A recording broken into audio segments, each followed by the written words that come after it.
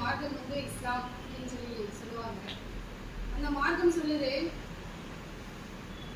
எந்த வீட்டில் இறைவனுடைய அருள் அதிகமாக இருக்கும் அப்படின்னு கேட்டால், எந்த வீட்டில் வயது முதிர்ந்த தந்தையும் தாயும் இருக்கின்றாரோ அந்த வீட்டில் தான் இறைவனுடைய அருள் அதிகமாக இருக்குன்னு சொல்லுவாங்க.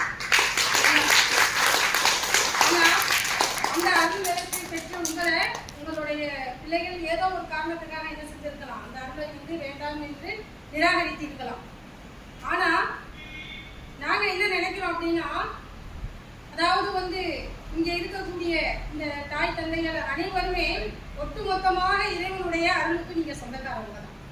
சரியா? நீங்க வந்து நம்ம பிள்ளைகள் வந்து நம்மளை விட்டுட்டாங்க, நம்ம இப்படி வந்து ஒரு இடத்துல இருக்கோம் அப்படின்னா நீங்க தயவுசெய்து ஃபீல் பண்ணாதீங்க. அதாவது நம்ம வீட்டுல இருந்திருந்தா வந்து நம்மளுடைய பிள்ளை, நம்மளுடைய அப்பா அம்மா இப்படிதான் இருக்கும்.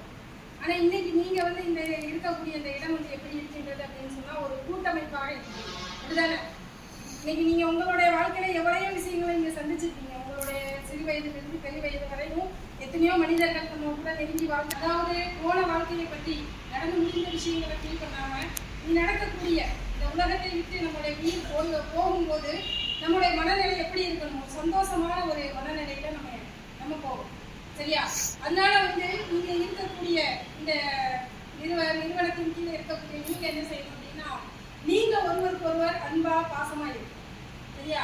நம்ம வந்து தனிமை, நமக்குள்ள குறை இருக்கு, அப்படி நமக்குள்ள பல விதமான வித்தியாசங்கள் இருக்கும். ஆனா அதெல்லாம் கடந்து நாம் இருக்கக்கூடிய இந்த ஒரு கதையை நம்ம என்ன செய்யணும் அப்படின்னு சொல்லி கேட்டா, அன்பாலும் பாசத்தாலும் நடக்கும். சரியா?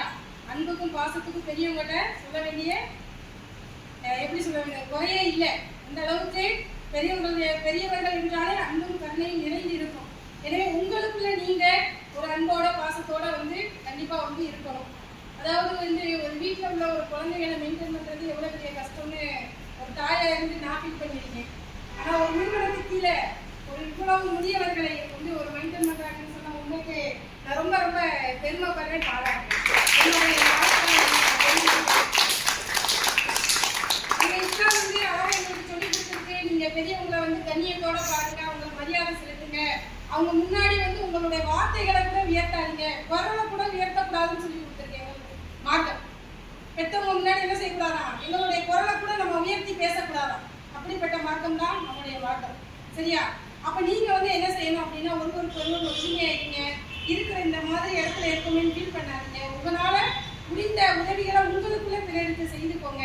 சரியா? நீங்கள்லாம் வந்து எங்களை பெறாத பெற்றவர்கள். எங்களால என்ன வந்து உதவிகளை உங்களால வருக